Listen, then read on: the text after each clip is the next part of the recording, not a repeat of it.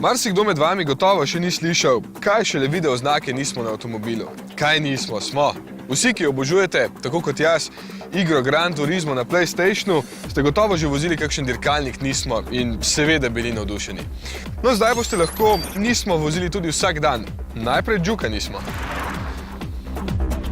Nismo ni le nekakšna protiutež raznoraznim GTI-jem, RS-om, MPS-om, OPC-jem in kaj vem kaj še. To je znamka z dolgoletno tradicijo. Nastala je leta 1984, kjer je bilo izgovarjati ime Nissan Motorsports International Corporation Limited preveč komplicirano, pa so ga skrajšali v Nismo. Zgodba se je začela podobno kot pri ostalih znamkah. Skupina zanesenjakov je želela pospešiti prodajo Nissanov in je v ta namen leta 1964 predelala model Skyline za dirke, takrat imenovan Prince Skyline 2000 GT. Avtomobil je že na prvi dirki skoraj premagal Porscheja 904. Zasedli so mesta od 2 do 6, že 2 leti kasneje pa jih je zaradi izjemnega potenciala kupil kar Nissan. Za začetek te nove zgodbe so si izbrali model Juke, ker je avtomobil že sam po sebi atraktiven in dokaj dinamičen in ker je imel odlično popotnico v dirkalnem prototipu Juke R.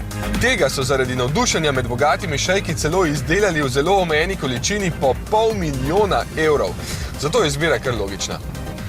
Juke Nismo pa je atraktiven malček, ki ohranja vse lastnosti običajnega in mu ob enaki porabi goriva dodaja 7 kW moči, kar je 10 konjev, več občutka na bolj neposrednem volanu, športno nastavljeno podvozje, širše pnevmatike in večja kolesa za boljši oprijem ter aerodinamične dodatke za večje hitrosti.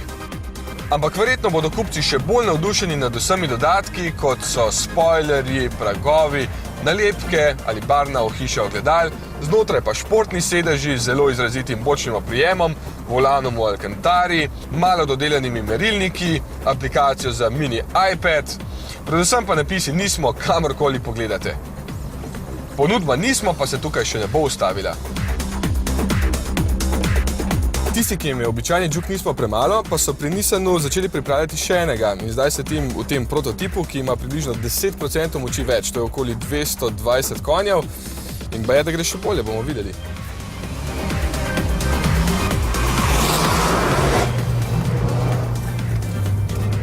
Ja, gume so tudi malo širše, težko je reči na tako kratkem poligončku, koliko dejansko se pozna.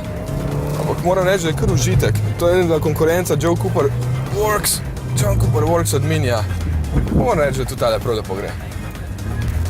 Inštruktor je pa zraven zato, da se ne bom z njim odpeljal in ga prodal. Na dirkališču smo se preizkusili še v driftanju z Jukom, ki je imel zadaj nameščene posebne plastične pokrove na kolesih, tako da je šlo kar preveč počez. Za konec pa je sledila še češnja na torti. Vozim prihodnost in to je električni dirkalni avto Nissan Leaf RC. Space Shuttle. No, kako se to dobro drži. Volan je čist neposreden. Ogromno navora, ko potegneš ven. Zadeva ima samo 80 kW, to je 109 konja, ampak vseeno prav hudo leti, ker je toliko navora že v nizkih vrtljajih. Zadeva tehta manj kot 1 tono. Vse baterije pa so tukaj za mano. 24 kWh baterij ima. Kompletna šasija in karoserija sta iz karbona, zato tehta 930 kg.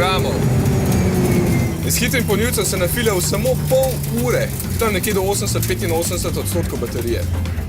Čist nora zadeva.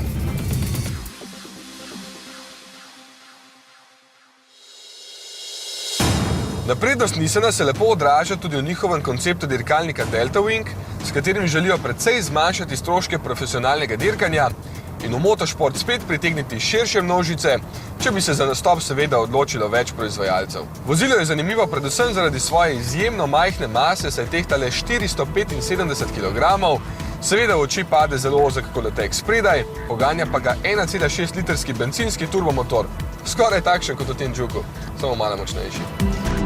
Naslednji serijski avto, ki pripelje za tem Jukom Nismo, bo pa 370Z Nismo. Tisti bo pa prava poslastica. Ja, Nismo tako ni le tale značka na avtomobilu, ampak skoraj 50 let dirkaških izkušenj in znanja, ki ga lahko letos prvič občutite tudi v Evropi. Od aprila tudi v Sloveniji in takrat bodo znane cene.